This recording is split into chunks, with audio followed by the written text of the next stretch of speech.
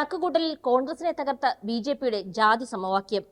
മധ്യപ്രദേശിലും ഛത്തീസ്ഗഡിലും ഇറക്കിയ OBC card അതിസമർത്ഥമായി ഹരിയാനയിലും പ്രയോഗിച്ച് വിജയിച്ചു കാണിച്ചിരിക്കുകയാണ് നരേന്ദ്രമോദിയുടെ നേതൃത്വത്തിലുള്ള ബിജെപി.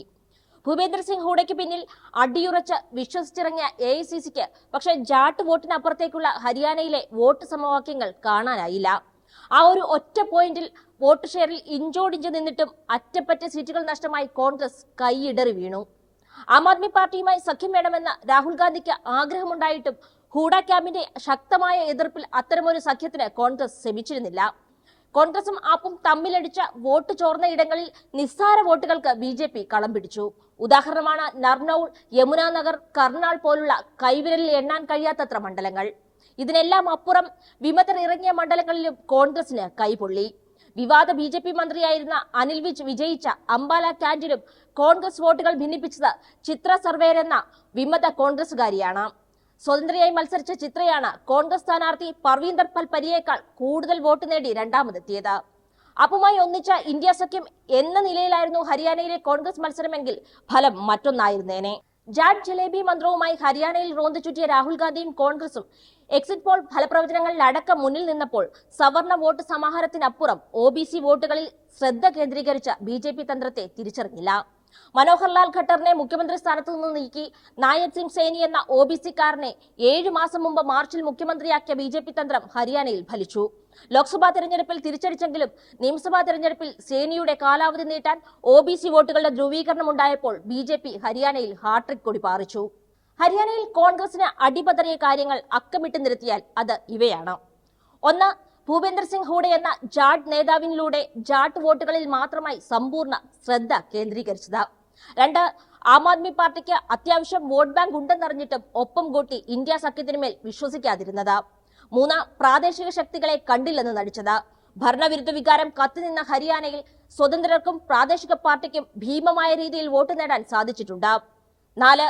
ജാട്ട് ഇതര വോട്ടുകളുടെ സമീകരണം. ജാട്ട് ഷാഹി, ജാട്ട് സുപ്രമസി, അതായത് ജാട്ടുകളുടെ ആധിപത്യം ഹരിയാനയിൽ ഇതര വിഭാഗങ്ങളുടെ വോട്ട് ഏകീകരണത്തിന് കാരണമായി. കോൺഗ്രസിന്റെ വിജയം സംസ്ഥാനത്ത് സ്വാധീനമുള്ള സമുദായത്തിന്റെ തിരിച്ചുവരവിലേക്ക് വിരൽ ചൂണ്ടുമായിരുന്നു എന്നിരിക്കെ ഇത് തടയിടാൻ മറ്റു സമുദായങ്ങൾ ഭരണകക്ഷിക്ക് അനുകൂലമായി വോട്ട് ചെയ്തതായി ഹരിയാനയിൽ വ്യക്തമാകുന്നുണ്ട്. 5.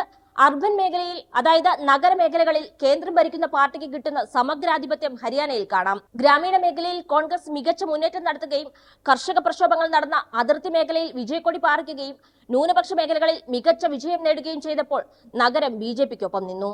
6. എല്ലാത്തിനും അപ്പുറമുള്ള ഒന്ന് ബിജെപി എന്ന പാർട്ടിയുടെ അടിത്തട്ടിലുള്ള സംഘടനാ പ്രവർത്തന മികവാണ്.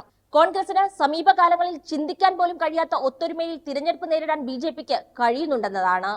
കേന്ദ്രമന്ത്രിയും ബിജെപി നേതാവുമായ ധർമ്മേന്ദ്ര പ്രധാനാണ് എല്ലാ അർത്ഥത്തിലും ഭരണവിരുദ്ധ വികാരത്താൽ തിളയ്ക്കുന്ന ഹരിയാനയിലെ തിരഞ്ഞെടുപ്പിനുള്ള പാർട്ടിയുടെ പ്രചാരണത്തിന് ചുക്കാൻ പിടിച്ചത്. എക്സിറ്റ് പോളുകൾ പോലും ബിജെപി തോൽക്കുമെന്ന് പറഞ്ഞിടത്ത് അടിത്തട്ടിലെ പ്രവർത്തനവും കൃത്യമായ അവലോകനവും കൊണ്ട് ബിജെപിയെ ഹാട്രിക് വിജയത്തിലെത്തിച്ചതിന്റെ ക്രെഡിറ്റ് പ്രധാനമുണ്ട്.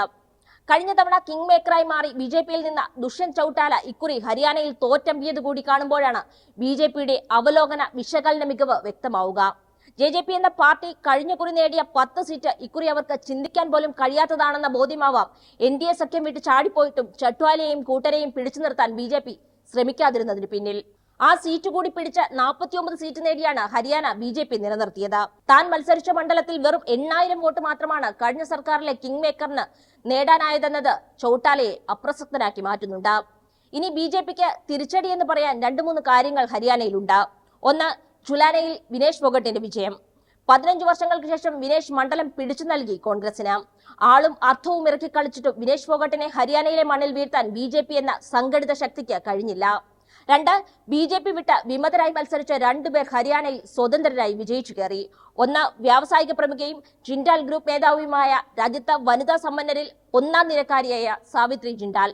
2. ആഴ്ചകൾക്ക് മുമ്പ് ബിജെപി വിട്ട ദേവേന്ദർ ഖട്വാനാണ് ഗൗനാർ മണ്ഡലത്തിൽ വിജയിച്ചു കയറിയത്. കൈക്കുമ്പിളിൽ കിട്ടുമായിരുന്ന ഹരിയാനയെ കൈവിട്ട് കളഞ്ഞത് കോൺഗ്രസിന്റെ അമിത ആത്മവിശ്വാസവും സംഘടനാ കെട്ടുറപ്പില്ലായ്മയും അവലോകന പാളിച്ചകളുമാണ്. ലോക്സഭയിൽ ഇന്ത്യ സഖ്യത്തിന്റെ കരുത്തിൽ 10ൽ 5 സീറ്റ് പിടിച്ച കോൺഗ്രസ് ആണ് നിയമസഭയിൽ തട്ടിത്തടഞ്ഞു വീണത്.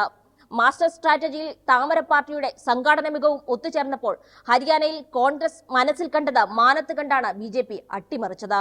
ഒന്നിച്ചു നിൽക്കാതെ ഭരണവിരുദ്ധ വികാരം ഭിന്നിക്കാനിടയാക്കി സ്ഥിരം വോട്ട് ഭിന്നിപ്പിക്കലിന് കോൺഗ്രസും പ്രാദേശിക പാർട്ടികളും ചേർന്നപ്പോൾ ആ വിടവിലൂടെ BJP അംഗം ജയിച്ചു. ജമ്മു കാശ്മീരിൽ നാഷണൽ കോൺഫറൻസിനൊപ്പം ചേർന്ന മിന്നുന്നൊരു ജയമുണ്ടായതിന്റെ ആഘോഷത്തിൽ തൽക്കാലം ഹരിയാനയെ മറന്ന് തടിയുരുന്ന സ്ഥിരം ശൈലിയാവാം കോൺഗ്രസിന്. നയവും തന്ത്രവും തെറ്റായ തീരുമാനവും വിശകലനം ചെയ്യാതെ പതിവ് ആവേശകഥകളിൽ തോൽവിയെ മുക്കി പാഠം പഠിക്കാതിരിക്കുകയും ചെയ്യാം.